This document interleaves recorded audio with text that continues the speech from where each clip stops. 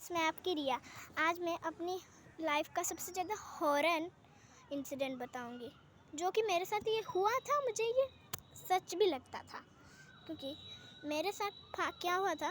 मेरे एग्ज़ाम्स चल रहे थे, तो मेरे मामू के साथ मैं अपने मामू के घर आई थी। मैं जब मामू के घर आई थी तभी मैं सो रही थी। दोपहर में मैंने उठा तो अचानक मेरे मामू को चेहरा देखा ना, मैं डर गई। मतलब वो मेरे सामने बैठा था ना, मैं डर गई।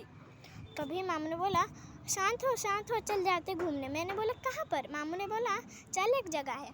तो मैं गई। हम लोग जैसे ही मैंने गाड़ी पे बैठा तो मुझे लिटरली हूस बम्स आए और एक बात सुना दी, रिया।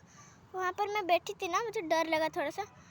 और वहाँ पर मेरे मौसा भी आए थे। मेरे मौसी लैपटॉप में काम करती है ना, इसलिए मेरे छोटी बहन उसको परेशान करेगी, इसलिए मेरे मौसी ने मौसा को अपने घर, उनका घर भी पास में है। उसके बाद मैं जब गाड़ी में बैठा, मुझे ये आवाज़ आया। उसके बाद मैं गाड़ी में बैठी तो मुझे लगा कोई बात नहीं। मेरे साथ मेरी छोटी बहन और मेरा एक भाई गए थे हम लोग, और मेरे मामू।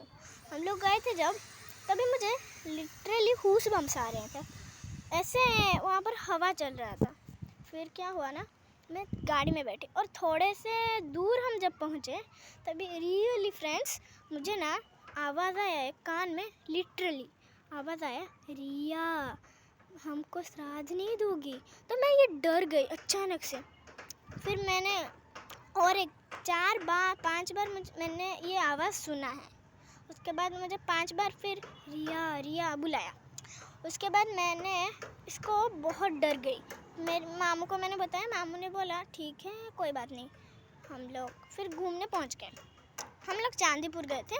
फिर हम लोग थोड़ा सा पानी के अंदर गए तो मैंने पीछे मुड़ के थोड़ा सा देख लिया, तो मुझे एक बूढ़ी और एक बूढ़ा दिखा।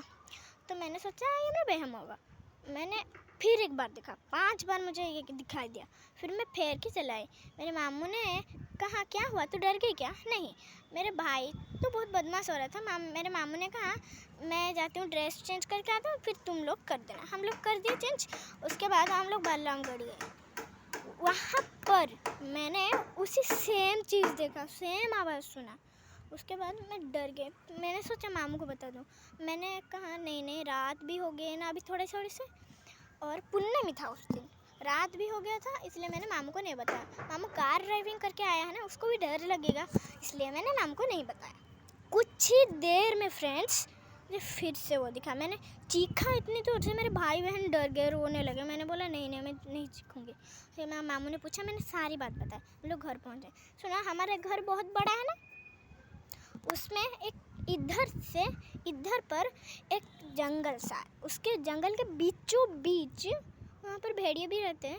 बीचों बीच मैंने उन दोनों को देखा और सेम आवाज़ सुना। मैंने चीखा इतनी दूर से, मेरे मौसा बोले क्या हो गया? सारे लोग आए, मैंने सारी बात बताई। सारे लोग ने बोला सच में? मैंने बोला सच में।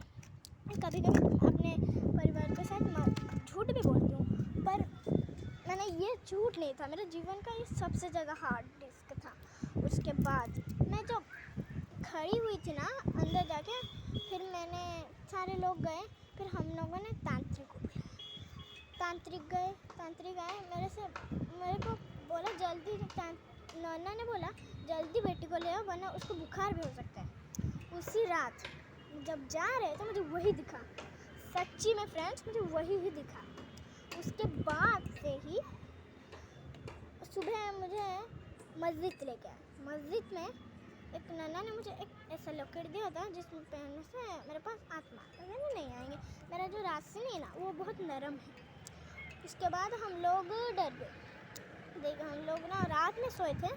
रात में मेरी मम्मी सो रही थी ना, मेरी मम्मी ने मेरे सर में हाथ रखा तो उसका हाथ पूरा लाल पड़ गया। फिर मेरी मम्मी ने सबको उठाया, सभी लोगों ने। मेरे मौसा बाहर सो रहे थे, बॉयज़ जितने थे सब बाहर सो रहे थे। उसके बाद मेरे मौसा और माम तो एक थी, वो दौड़ के चलाए। कैसे उनको आवाज़ सुना दी मुझे नो आइडिया है।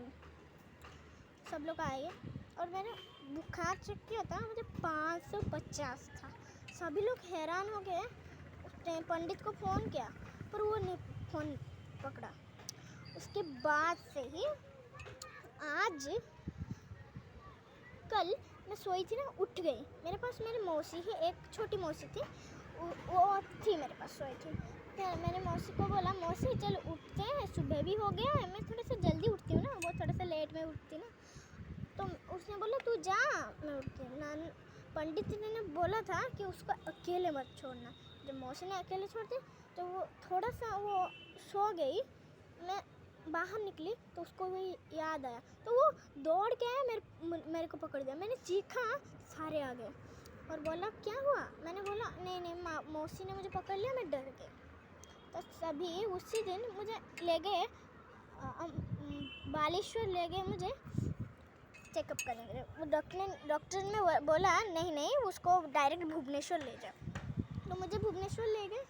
भुवनेश्वर जाने के बाद में ना, रास्ते में हम घर रिटर्न करने के बाद हम इतनी दूर जाएंगे, क्या प्रॉब्लम होगा, तो खाना पीना नहीं लेंगे। तो हम लोगों ने रोटी लिया और आलू कसा लिया। तो हम लोगों ने लिया और चले गए। जाते हुए रास्ते में मुझे वही सेम आवाज़। कुछ 2 दिन हम लोग हॉस्पिटल में रहे। उसके बाद जब घर पहुँचे तो मुझे 140 बुखार था। तो मेरे मामू ने मुझे मेडिसिन दिया, तभी मैं ठीक हो गई। तभी से मेरे मौसा मासी सारे थे यहाँ पर कुछ दिन हुए वो लोग चले गए। उनका भी ऑफिस काम है ना, इसीलिए मेरे पास मेरी छोटी मौसी है, वो ट्रांसपोर्ट कर दिया नीलगिरी। मेरे लिए वो सब कर देती है। उसके बाद मैंने सोचा ठीक है कोई बात नहीं। पर फ्रेंड्स मुझे ये बताते हो, लिटरली गूज़बम्स आ रहे हैं। मेरी ज़िंदगी का सबसे हार्ड चैलेंज था। मुझे ये सब क्यों दिखे, मैंने एक चैलेंज किया था टेलीफोनिंग लेक्चर, तब भी मुझे टेलीफोनिंग लेक्चर में कॉल किया था और आज मुझे ये सब हुआ। मैं से आपको बता रही हूँ। उसके अगले जब हमने हॉस्पिटल से रिटर्न किया तभी मेरे मामू ने कहा चलो हम श्राद्ध दे देते। उसी दिन के बाद भी मुझे अभी दिखता है, इसीलिए मैं अभी भी ये लॉकेट मेरे बैग में नहीं है, मैंने वो उतार दिया है। कुछ दिन हुए मैंने उतार दिए हैं। उसके बाद मैं अभी भी मुझे डर लगता है अकेले में। ठीक है, बाय फ्रेंड्स, बाय। अगले पार्ट के लिए और एक रियल हॉरर इंसिडेंट सुनने के लिए प्लीज़ सब्सक्राइब एंड लाइक कीजिए।